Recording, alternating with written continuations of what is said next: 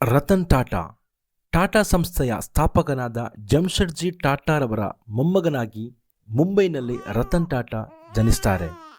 ಸಂಪತ್ತಿನಲ್ಲಿ ಭಾರತದ ಪ್ರಖ್ಯಾತ ಕುಟುಂಬಗಳಲ್ಲಿ ಒಂದಾಗಿತ್ತು ಅದು. ಆದರೆ ಅವರ ಬಾಲ್ಯಕಾಲ ಅಷ್ಟೇನು ಚೆನ್ನಾಗಿರಲಿಲ್ಲ. ತನ್ನ 10ನೇ ವಯಸ್ಸಿನಲ್ಲಿ ತಂದೆ ತಾಯಿಯರು ಬೇರೆ ಬೇರೆಯಾದರು.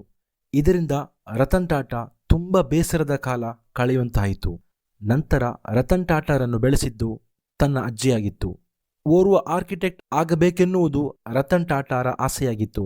ಆದರೆ ತನ್ನ ತಂದೆಗೆ ಸಮಾಧಾನ ಇರಲಿಲ್ಲ.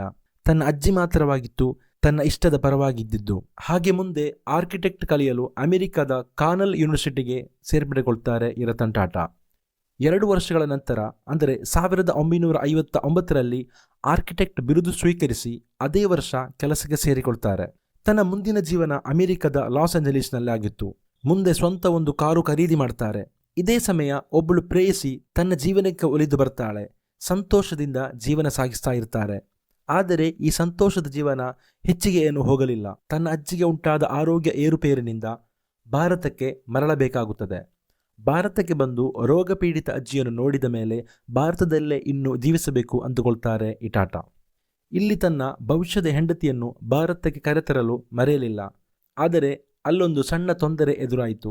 ಪ್ರೇಯಸಿಯ ತಂದೆ ತಾಯಿಗೆ ಅವಳನ್ನು ಭಾರತಕ್ಕೆ ಕಳುಹಿಸಲು ಇಷ್ಟವಿರಲಿಲ್ಲ. ಕಾರಣ ಆ ಸಮಯದಲ್ಲಿ ಭಾರತ ಚೈನಾ ಯುದ್ಧ ನಡೀತಾ ಇತ್ತು. ಅಷ್ಟರಲ್ಲಿ ಅವಳಿಗೆ ಬೇರೆಯೊಬ್ಬನ ಜೊತೆ ಅವಳ ತಂದೆ ತಾಯಿ ವಿವಾಹ ಮಾಡಿಬಿಟ್ಟರು. ಮಗದೊಮ್ಮೆ ರತನ್ ಟಾಟಾ ತನ್ನ ಕಷ್ಟದ ಜೀವನದಲ್ಲಿ ತೇಲಾಡಿದರು. ಮುಂದೆ 1961ರಲ್ಲಿ ರತನ್ ತನ್ನ ಕುಟುಂಬ ಬಿಸ್ನೆಸ್ನಲ್ಲಿ ಜಮ್ಶೆಡ್ಪುರದ ಟಾಟಾ ಸ್ಟೀಲ್ನಲ್ಲಿ ಓರ್ವ ಸಾಧಾರಣ ಕೆಲಸದವನಾಗೆ ಸೇರಿಕೊಳ್ತಾರೆ. ಕಾಲಕ್ರಮೇಣ ಹಲವು ಪೋಸ್ಟ್ಗಳಿಗೆ ಮುಂಬಡ್ತಿ ಹೊಂದ್ತಾರೆ. ಈ ಕಾಲದಲ್ಲಿ ಟಾಟಾ ಗ್ರೂಪ್ ಬೆಳೀತಾ ಇತ್ತು. ಹಲವು ಬ್ರಾಂಚ್ಗಳು ಓಪನ್ ಮಾಡ್ತಾ ಇದ್ದರು. ಹೀಗೆ ಭಾರತದಲ್ಲಿ ಒಂದು ದೊಡ್ಡ ಕಂಪನಿಯಾಗಿ ಟಾಟಾ ಬೆಳೆಯಿತು. ಹಾಗೆ 1991ರಲ್ಲಿ ರತನ್ ಟಾಟಾ ಟಾಟಾ ಗ್ರೂಪ್ನ ಚೇರ್ಮನ್ ಆಗಿ ನೇಮಕಗೊಂಡರು. ಕಂಪನಿ ಸಕ್ಸಸ್ನ ಉತ್ತುಂಗದಲ್ಲಿ ನಿಂತಿತ್ತು.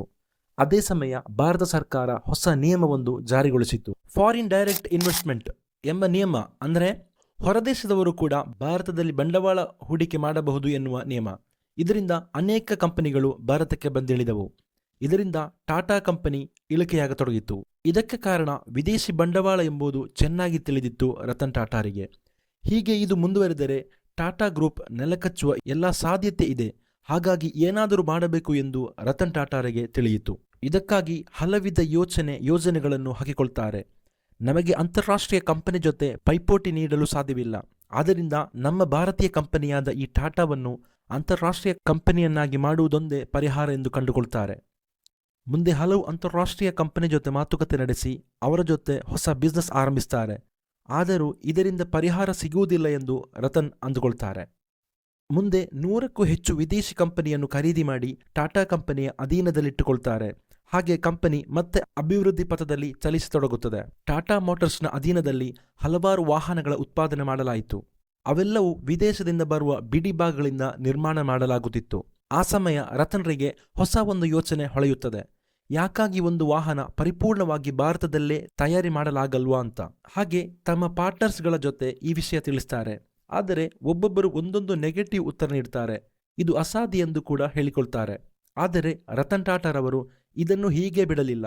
ನೆಲಕಚ್ಚುತ್ತಿದ್ದ ಒಂದು ಕಂಪನಿಯನ್ನು ಮೇಲಕ್ಕೆ ಎತ್ತಿದ್ದೇನೆ, ಆದ್ದರಿಂದ ಇದು ಕೂಡ ನನ್ನಿಂದ ಸಾಧ್ಯ ಎಂದುಕೊಳ್ತಾರೆ. ಹಾಗೆ ಹಲವು ಅವಿರತ ಪರಿಶ್ರಮದಿಂದ 1998 ಡಿಸೆಂಬರ್ 30ರಂದು ಪೂರ್ಣವಾಗಿ ಭಾರತದಲ್ಲೇ ನಿರ್ಮಿಸಿದ ಕಾರನ್ನು ಬಿಡುಗಡೆಗೊಳಿಸುತ್ತಾರೆ. ಕಾರಿನ ಹೆಸರಲ್ಲೂ ಕೂಡ ಇಂಡಿಯಾ ಇರುವಂತೆ ಇಂಡಿಕಾ ಎಂದು ಹೆಸರಿಡ್ತಾರೆ. ಇದು ಭಾರತದ ಆಟೋಮೊಬೈಲ್ ಕ್ಷೇತ್ರದಲ್ಲಿ ಅಭೂತಪೂರ್ವ ಕ್ಷಣಕ್ಕೆ ಸಾಕ್ಷಿಯಾಗುತ್ತದೆ. ಅತ್ಯಂತ ಸಂತೋಷದಿಂದ ಕೊಂಡಾಡ್ತಾರೆ. ಆದರೆ ಈ ಸಂತೋಷ ಕೂಡ ತುಂಬಾ ಕಾಲ ನಿಲ್ಲಲಿಲ್ಲ. ಕಾರಣ ರತನ್ ಟಾಟಾ ಅಂದುಕೊಂಡಂತೆ ಕಾರು ಮಾರಾಟವಾಗಲಿಲ್ಲ. ಇದರಿಂದ ಕಂಪನಿ ಮತ್ತೆ ಅಧಪತನಕ್ಕೆ ನಾಂದಿ ಹಾಡತೊಡಗಿತು. ಕಂಪನಿ ಎಷ್ಟು ಅಧಪತನಕ್ಕೆ ಹೋಯಿತು ಎಂದರೆ ತಮ್ಮ ಕಾರು ಕಂಪನಿ ಮಾರಾಟ ಮಾಡುವುದಲ್ಲದೆ ಬೇರೆ ಯಾವ ದಾರಿ ಇರಲಿಲ್ಲ. ಹಾಗೆ ಕಾರು ಕಂಪನಿಯನ್ನು ಮಾರಾಟ ಮಾಡಲು ಅಮೆರಿಕದ ಮಿಶಿಗನ್ಗೆ ತೆರಳುತ್ತಾರೆ. ಅಲ್ಲಿ ಫೋರ್ಡ್ ಕಂಪನಿಯ ಚೇರ್ಮನ್ ಬಿಲ್ ಫೋರ್ಡ್ ಬಳಿ ತಮ್ಮ ಕಾರು ಕಂಪನಿ ಮಾರಾಟ ಮಾಡುವ ಬಗ್ಗೆ ಚರ್ಚೆ ಮಾಡ್ತಾರೆ. ಬಿಲ್ ಫೋರ್ಡ್ ಕಂಪನಿಯನ್ನು ತೆಗೆದುಕೊಳ್ಳುವುದಾಗಿ ತಿಳಿಸ್ತಾರೆ. ಹಾಗೆ ಈ ವ್ಯಾಪಾರ ಕೊನೆಗೊಳ್ಳುವ ಸಂದರ್ಭದಲ್ಲಿ ಬಿಲ್ ಫೋರ್ಡ್ ಒಂದು ಮಾತು ರತನ್ ಬಳಿ ಹೇಳ್ತಾರೆ. ಕಾರಿನ ಬಗ್ಗೆ ತಿಳಿಯದಿದ್ದರೆ ಮತ್ತೆ ಯಾಕಾಗಿ ಈ ಕಾರು ಡಿವಿಷನ್ ಆರಂಭಿಸಿದ್ದು? ಗೊತ್ತಿಲ್ಲದಿದ್ದರೆ ಯಾವತ್ತಿದ್ದರೂ ಅದನ್ನು ಮಾಡಬಾರದಿತ್ತು ಎಂದು ಹೀಯಾಳಿಸುವಂತೆ ಹೇಳಿದರು. ಬಿಲ್ಫೋರ್ಡ್ನ ಆ ಮಾತುಗಳು ರತನ್ನ ಮನಸ್ಸಿಗೆ ಚುಚ್ಚಿದಂತಾಯಿತು. ಹೊರಬಂದ ರತನ್ ಟಾಟಾ ತನ್ನ ಕಾರು ಡಿವಿಷನ್ ಫೋರ್ಡ್ಗೆ ಮಾರಾಟ ಮಾಡುವುದಿಲ್ಲ ಎಂದು ತೀರ್ಮಾನಕ್ಕೆ ಬರ್ತಾರೆ. ನಂತರ ತನ್ನ ಇಂಡಿಕಾ ಮಾಡೆಲ್ನಲ್ಲಿ ಹಲವು ಬದಲಾವಣೆಗಳು ಮಾಡ್ತಾರೆ. ನಿರಂತರ 3 ವರ್ಷಗಳ ಕಠಿಣ ಪರಿಶ್ರಮದಿಂದ ಇಂಡಿಕಾ V2 ಎಂಬ ಮಾಡೆಲ್ ಮಾರುಕಟ್ಟೆಗೆ ಪರಿಚಯಿಸ್ತಾರೆ. ಇದರ ಫಲಿತಾಂಶ ಇವರ ಊಹೆಗೂ ಮೀರಿದಂತಾಗುತ್ತದೆ. ಅಧಪತನದಲ್ಲಿದ್ದ ಟಾಟಾ ಮೋಟಾರ್ಸ್ ಅನ್ನು ಇಂಡಿಕಾ V2 ಕಾರು ಸಕ್ಸಸ್ನ ತುದಿಗೆ ತಲುಪಿಸುತ್ತದೆ. ಇದೇ ಸಮಯ 2008 US ಮಾರುಕಟ್ಟೆ ನೆಲಕಚ್ಚಿದ ಸಮಯ. ಇದರಿಂದ ವಿಶ್ವದ ಅನೇಕ ಕಡೆಗಳಲ್ಲೂ ಇದರ ಪರಿಣಾಮ ಬೀರತೊಡಗುತ್ತದೆ. ಟಾಟಾ ಕಂಪನಿಗೆ ಇದು ಯಾವ ಹೊಡೆತ ಕೂಡ ನೀಡಿರಲಿಲ್ಲ. ಈ ಸಮಯ ಅಮೆರಿಕಾದ ಫೋರ್ಡ್ ಕಂಪನಿ ಈಗಾಗಲೇ ನಷ್ಟದ ಅಂಚಿನಲ್ಲಿ ಬಂದಿತ್ತು. ಅವರ ಪ್ರತಿಷ್ಠಿತ ಜಾಗ್ವಾರ್ ಹಾಗೂ ಲ್ಯಾಂಡ್ ರೋವರ್ ಡಿವಿಷನ್ ಮಾರಾಟ ಮಾಡಲು ಒಂದು ಒಳ್ಳೆಯ ಕಂಪನಿಯನ್ನು ಹುಡುಕಾಟದಲ್ಲಿತ್ತು ಈ ಫೋರ್ಡ್ ಕಂಪನಿ. ಆದರೆ ಯಾರೊಬ್ಬರೂ ಕೂಡ ಅದನ್ನು ತೆಗೆದುಕೊಳ್ಳಲು ರೆಡಿ ಇರಲಿಲ್ಲ. ಕಂಪನಿಯು ಮುಚ್ಚುವ ಭೀತಿಯಲ್ಲಿತ್ತು. ಹೀಗಿರುವಾಗ ಅಪ್ರತ್ಯಕ್ಷವಾಗಿ ಒಬ್ಬರು ಫೋರ್ಡ್ ಕಂಪನಿಯ ಕದ ತಟ್ಟುತ್ತಾರೆ. ಫೋರ್ಡ್ ಕನಸಲ್ಲೂ ಕೂಡ ಆಲೋಚಿಸದ ಜನರಾಗಿತ್ತು ಅವರು. ಹೌದು, ಅವರೇ ರತನ್ ಟಾಟಾ. ಹಾಗೆ ಫೋರ್ಡ್ ಕಂಪನಿಯ ಐಷಾರಾಮಿ ಕಾರುಗಳಾದ ಜಾಗ್ವಾರ್, ಲ್ಯಾಂಡ್ ರೋವರ್ ಡಿವಿಷನ್ ಅನ್ನು ರತನ್ ಟಾಟಾ ತನ್ನದಾಗಿಸಿಕೊಳ್ತಾರೆ. ಮುಂದೆ 2013 ಇಂಟರ್ನೆಟ್ ಹೆಚ್ಚಾಗಿ ಬಳಕೆಯಾಗುವ ಸಮಯ. ಇದನ್ನು ಕೂಡ ಅರಿತಿದ್ದ ರತನ್ ಟಾಟಾ ಹಲವು ಸ್ಟಾರ್ಟ್ಅಪ್ ಕಂಪನಿಯಲ್ಲಿ ಹೂಡಿಕೆ ಮಾಡ್ತಾರೆ. ಅದೇನೋ ಹೇಳ್ತಾರಲ್ವಾ, ಆಡು ಮುಟ್ಟದ ಸೊಪ್ಪಿಲ್ಲ, ಟಾಟಾ ಕಂಪನಿ ತಲುಪದ ಸ್ಥಳವಿಲ್ಲ.